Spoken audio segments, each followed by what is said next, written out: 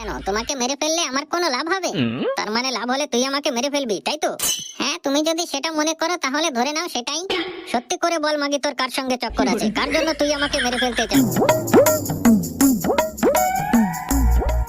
আচ্ছা শেফালি, এই অনেক দিন থেকে আমার মনের ভিতর একটা প্রশ্ন গুতগুতি করছে। তা তুমি যদি কিছু মনে না করো আমি প্রশ্নটা করব।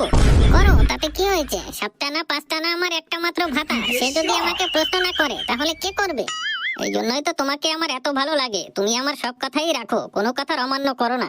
অমান্য করলেও কি তুমি শোনো? জোর করে ঢুকিয়ে দাও। আমার যে কত কষ্ট হয় তা কি তুমি বোঝো?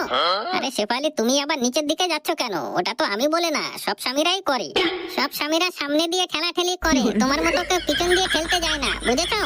আরে ওসব কথা এখন ছাড়ো, যেটা বলছিলাম তা বলি কি, এই আমি তো কাজ করতে দেশ বিদেশে যাই। এই ধরো বাই চান্স রাস্তাঘাটে আমার কোনো দুর্ঘটনা হয়ে গেল, তুমি কি করবে?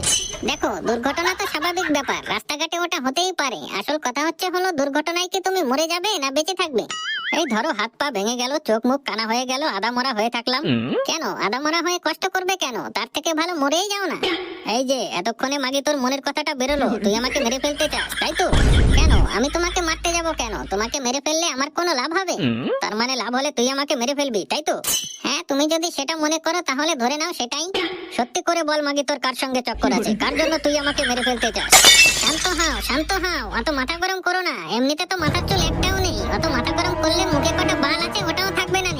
কি বললি মাগি? আমার মুখে কটা বাল আছে? আমার গোপকে তোর কাছে বাল মনে হচ্ছে? বালই তো, বাল না তো কি? বালও তো ওর থেকে ভালো হয়।